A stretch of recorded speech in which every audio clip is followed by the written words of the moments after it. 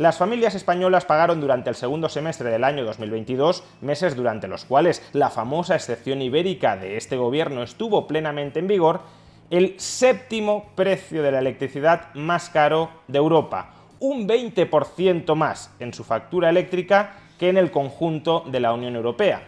¿Por qué sucedió esto si la excepción ibérica ha sido una política energética tan exitosa, según nos dice el gobierno de PSOE-Podemos?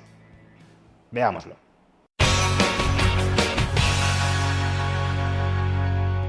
Durante los últimos meses seguro que han escuchado en múltiples ocasiones que las medidas que ha adoptado el gobierno de PSOE-Podemos para contener el precio de la electricidad en España, esencialmente el tope del gas, la llamada excepción ibérica, así como la reducción de determinados tributos, como el IVA o como el impuesto especial a la electricidad, han conseguido abaratar el precio de la luz en nuestro país a uno de los niveles más bajos de Europa. Por ejemplo, a comienzos de este año, Europa Press, una agencia de noticias, titulaba «España cerró 2022 con la electricidad más barata que en Francia, Alemania e Italia». Pero hoy nos hemos desayunado con un titular sorprendente y aparentemente contradictorio con la idea anterior.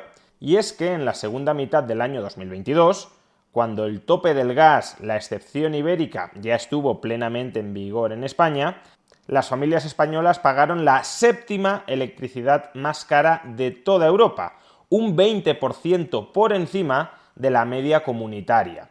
¿Cómo es posible que se nos diga que el tope del gas ha conseguido abaratar la electricidad muy por debajo de lo que pagan otros países europeos y que en cambio las familias españolas estén abonando un precio por su factura eléctrica que es el séptimo más caro de toda la Unión Europea y un 20% más caro que la media? Bueno, en primer lugar vayamos con los datos. Las familias españolas pagaron en el segundo semestre del año 2022 un precio de 34,5 céntimos de euro por kilovatio hora. Como digo, el séptimo precio de la electricidad más caro de toda Europa, solo por detrás de Dinamarca, de Bélgica, Irlanda, Italia, República Checa, Alemania, aunque prácticamente al mismo nivel que Alemania, y ya finalmente España.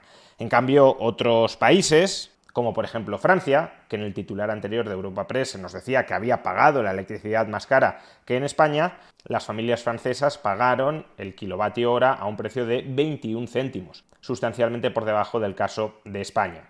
Además, el precio medio del kilovatio hora en el conjunto de la Unión Europea fue de 28,4 céntimos de euro.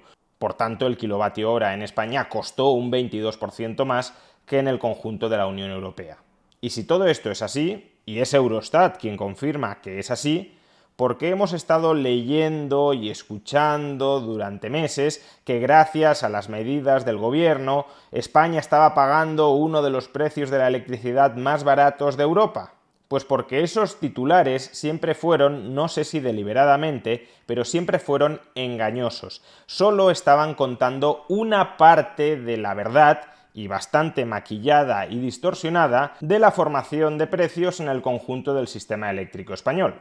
Veamos, los precios de la electricidad que pagan las familias son el resultado de tres factores o de tres variables. En primer lugar, el coste de la energía eléctrica.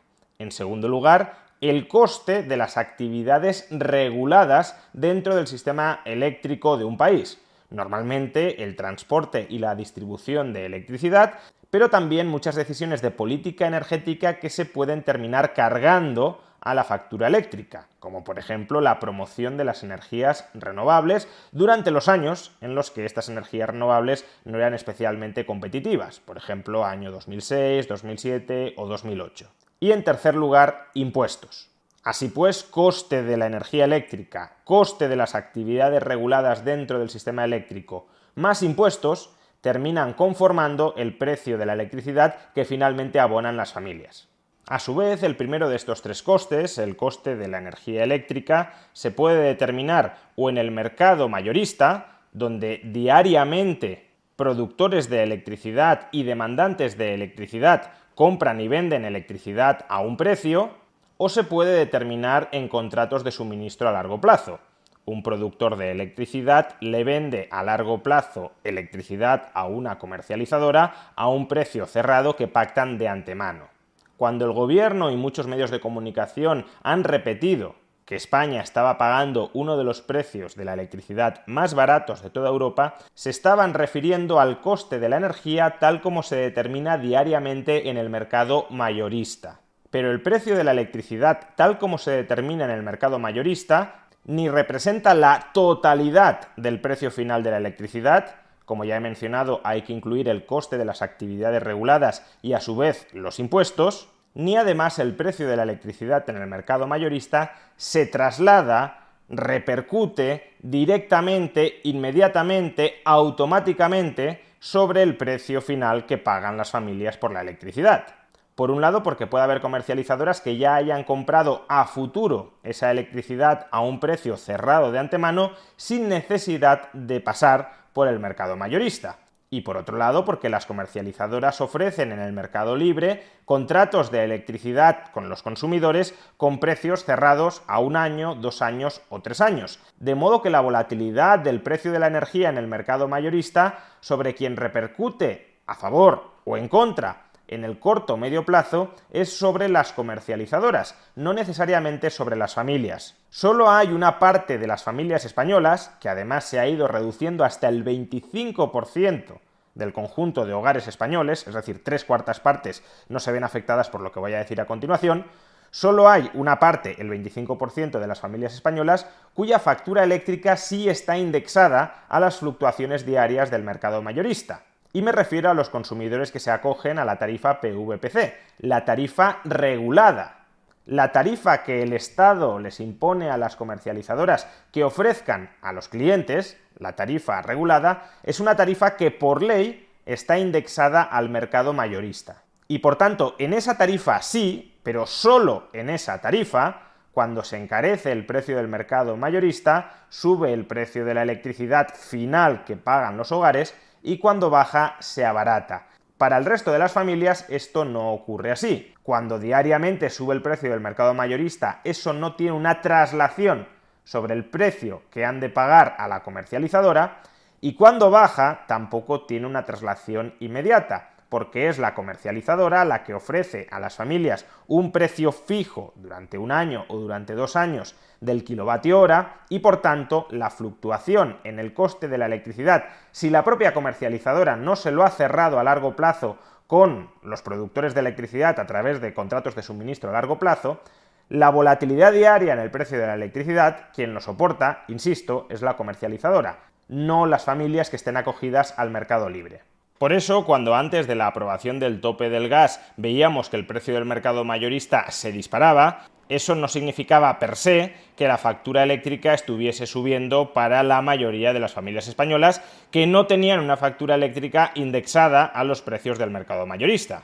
Y por las mismas razones, como el precio de la electricidad que pagaban esas familias no se disparó en su momento, ahora que ha caído el precio del mercado mayorista, en parte, aunque no solo ni principalmente, pero sí en parte por la aplicación del tope del gas, esa reducción del precio del mercado mayorista tampoco se traslada de inmediato, automáticamente, a los contratos eléctricos a plazo de las familias. Se trasladará con el tiempo si se mantiene el precio bajo en el mercado mayorista, sin duda, pero a corto plazo, como tampoco experimentaron las fuertes subidas del mercado mayorista, tampoco se están ahora beneficiando de las fuertes bajadas. Solo aquellas familias cuya factura eléctrica sí está indexada al mercado mayorista, la tarifa regulada, sufrieron en sus carnes la fuerte subida del precio de la electricidad en el mercado mayorista y ahora se están beneficiando de una reducción. Pero eso solo representa el 25% de todas las familias españolas. Por tanto, que la excepción ibérica haya contribuido a conseguir que España tenga uno de los precios de la electricidad en el mercado mayorista más baratos de Europa, no significa ni mucho menos que España tenga una de las facturas eléctricas más baratas de Europa. Tanto porque el precio que pagan las familias no es un reflejo diario del precio del mercado mayorista, cuanto porque el precio que pagan las familias no solo está influido por el coste de la electricidad, sino también por el coste de las actividades reguladas, que en España es altísimo, y por los impuestos. Y alguien podría pensar, bueno, pero al menos la excepción ibérica ha contribuido a rebajar uno de los factores, una de las variables que contribuye a determinar el precio de la electricidad que pagan las familias españolas. Sin excepción ibérica, las familias españolas hubiesen pagado precios de la electricidad todavía más altos. Y es posible que eso, en el margen, sea así en el corto plazo. Sin embargo, no tiene por qué ser así en el largo plazo. La excepción ibérica lo que hace es destruir el mercado mayorista marginalista. Y en el vídeo que publicaremos mañana expondremos detalladamente por qué destruir el mercado mayorista marginalista va a tener a largo plazo consecuencias nefastas, consecuencias muy negativas para los consumidores de electricidad. Por tanto, aun cuando la excepción ibérica haya contribuido a corto plazo a abaratar un poquito el precio de la electricidad que pagan algunas familias españolas, si este modelo de excepción ibérica de destrucción del mercado mayorista marginalista se perpetúa en el tiempo, nos saldrá mucho más caro que lo que nos estamos ahorrando a corto plazo. Pero de eso hablaremos mañana. De momento, basta con constatar que ese titular tan manido y tan repetido durante tantas veces durante los últimos meses de que España estaba pagando, gracias a este gobierno, una de las facturas eléctricas más bajas de Europa es rematadamente falso. La séptima factura eléctrica más cara de Europa y un 20% más cara que en el conjunto de Europa. Ese alto precio de la electricidad a cargo de las familias españolas no es, desde luego, culpa exclusiva ni mayoritaria del presente gobierno de PSOE-Podemos, pero sí es la consecuencia del nefasto intervencionismo gubernamental, del nefasto intervencionismo estatal que viene sufriendo el mercado eléctrico español desde hace décadas. Hoy las familias españolas cargan con un terrible hipotecón dentro de su factura eléctrica, coste histórico de actividades mal reguladas, pésimamente reguladas, que es consecuencia en gran medida de las decisiones de mala política energética que tomaron Partido Popular y Partido Socialista Obrero Español durante los últimos 25 años. Y por desgracia, este nefasto modelo de intervencionismo gubernamental sobre el mercado de la electricidad es el que se quiere intensificar durante los próximos años a cargo de este gobierno. Decía Einstein que locura es hacer siempre lo mismo esperando resultados diferentes. Pues con este y con los anteriores gobiernos se aplica perfectamente esta máxima. Si no hacemos otra cosa que intervenir el sistema eléctrico español, no cabe esperar otro resultado distinto que una de las facturas eléctricas más caras de Europa.